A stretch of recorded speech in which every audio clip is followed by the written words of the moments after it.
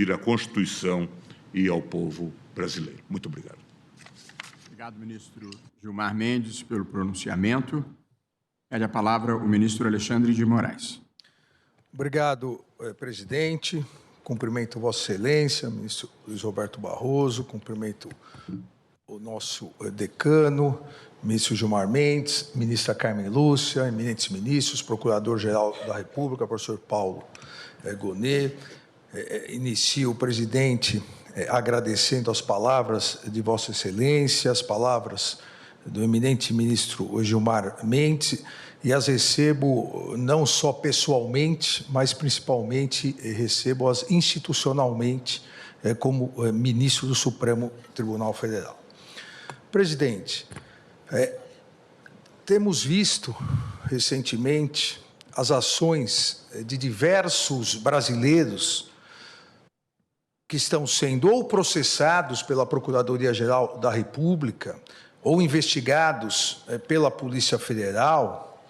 Estamos verificando diversas condutas dolosas e conscientes de uma verdadeira organização criminosa que, de forma jamais anteriormente vista em nosso país, age de maneira covarde e traiçoeira, com a finalidade de tentar submeter o funcionamento deste Supremo Tribunal Federal ao crivo de um Estado estrangeiro. Age, repito, de maneira covarde e traiçoeira. Covarde porque esses brasileiros pseudo-patriotas encontram-se foragidos e escondidos fora do território nacional. Não tiveram coragem de continuar no território nacional. E traiçoeira essas condutas porque atuam por meio de atos hostis, mentirosos, derivados de negociações espúrias e criminosas, com a patente finalidade de obstrução à justiça e a clara, flagrante finalidade de coagir essa Corte no julgamento da ação penal 2668, ação penal do núcleo crucial da tentativa de golpe de Estado do dia 8 de janeiro. Gerando, presidente, ministra, ministros, gerando, com essa maneira covarde e traiçoeira de atuar, gerando reflexos nocivos à economia e à sociedade brasileira. É uma, como disse o ministro Gilmar Mendes, é uma verdadeira traição à pátria, uma traição covarde e traiçoeira. Há fartas provas nas investigações comprovando essas condutas ilícitas. Não só induzimento, instigação e auxílio na tentativa de submeter o funcionamento do Supremo Tribunal Federal ao crivo de um outro Estado, ao Estado estrangeiro, com clara afronta à soberania nacional, mas também fartas provas demonstrando auxílio na negociação espúria, vil, traiçoeira com autoridades estrangeiras para que se pratique atos hostis à economia do Brasil.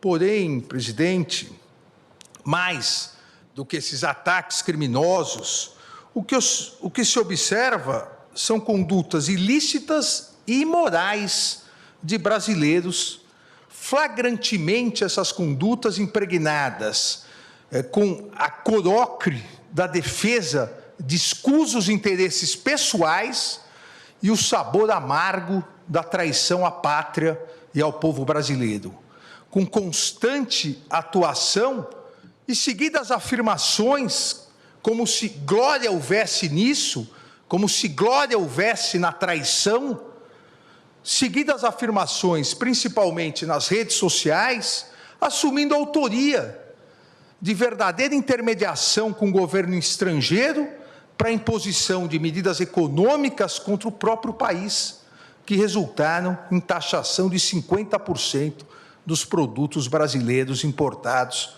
pelos Estados Unidos da América, tendo como consequência, assim que se iniciar, e, na verdade, a consequência já se iniciou, um grandioso prejuízo aos nossos empresários e a possibilidade de perda de milhares e milhares de empregos de brasileiros e brasileiras. A insistência dessa organização criminosa na implementação de medidas nocivas ao Brasil, com a implementação e o incentivo à implementação dessas tarifas e agressões espúrias,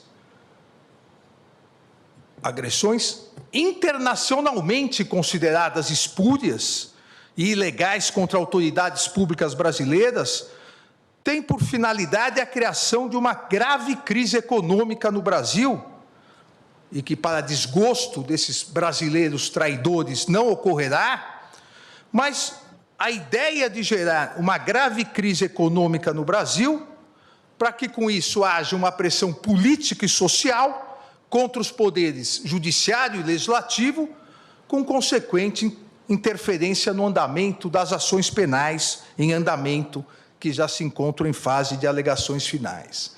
O modus operandi é o mesmo. O modus operandi golpista é o mesmo. Antes acampamento